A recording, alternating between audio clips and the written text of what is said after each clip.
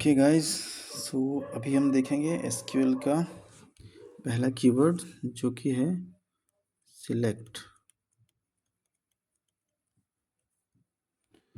सो select basically क्या करता है, ये आपको डेटा रिट्रीव करने में हेल्प करता है। डेटाबेस से रिट्रीव करने का मतलब क्या, डेटाबेस में से जब भी आपको डेटा चाहिए, क्योंकि आपने रखा है क्यों डेटा, आपने देखने के लिए रखा, अपने काम के लिए रखा है, तो इसमें डेटा रखा हुआ ढेर सारा है ना।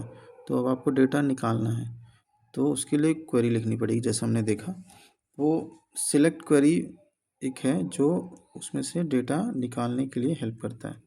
तो हम इसके काम को एक बारी बारी देखेंगे, ठीक है। सो सबसे पहले ये क्या करता है, हमें सारे डेटा को लाने में हेल्प करता है, लाइक रिट्रीव ऑल डेटा, ठीक है। तो वो हम कैसे करते हैं, जब हम लिखते हैं सिलेक्ट स्टार,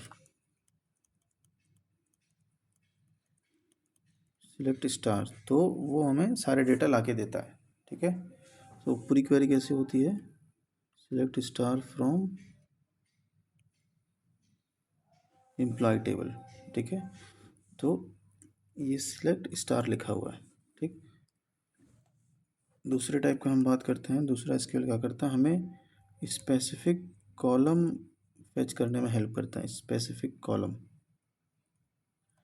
कैसे,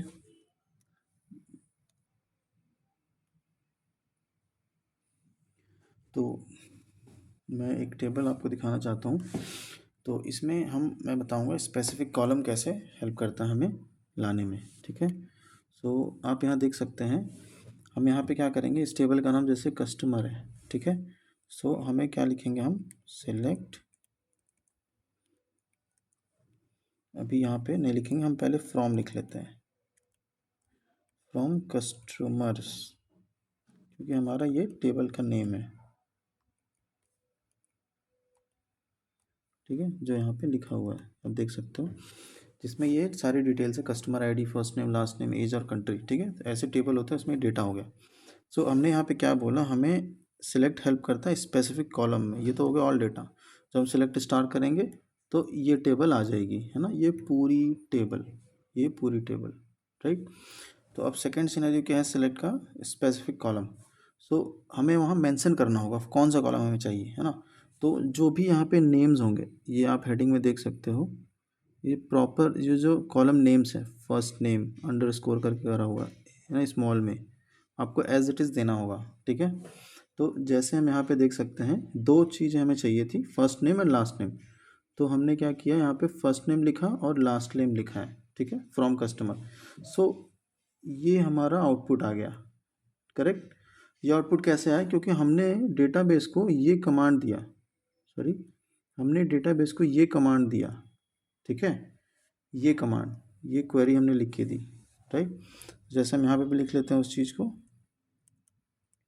फर्स्ट नेम और कॉमा लगाएंगे, ये कॉमा लगाएंगे ताकि दूसरा कॉलम हम लिख सकें, लास्ट नेम, ठीक है। तो ये अब हमारी क्वेरी कंप्लीट हुई, यहाँ से लेके यहाँ तक हमने सेमीकोलन लगा दिया।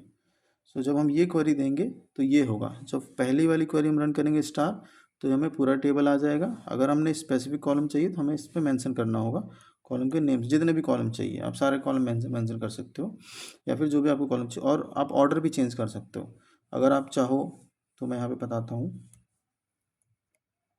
हम लिखेंगे सिलेक्ट, सपोज़ हमें पहले एज चाहिए, राइट, एज के बाद फर्स्ट नेम चाहिए।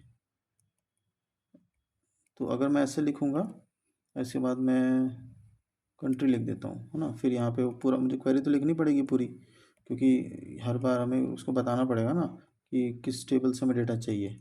सो ये हमने लिख दिया। तो अब जो टेबल आएगी ना, यहाँ पे जो आउटपुट टेबल आएगी, उसमें क्या होगा, यहाँ पे एज होगा, फिर यहाँ पे फर्स्ट नेम होगा और यहाँ पे कंट्री होगा, तो ऑर्डर भी चेंज हो जाता है। तो ये भी हम सिलेक्ट क्वेरी से कर सकते हैं।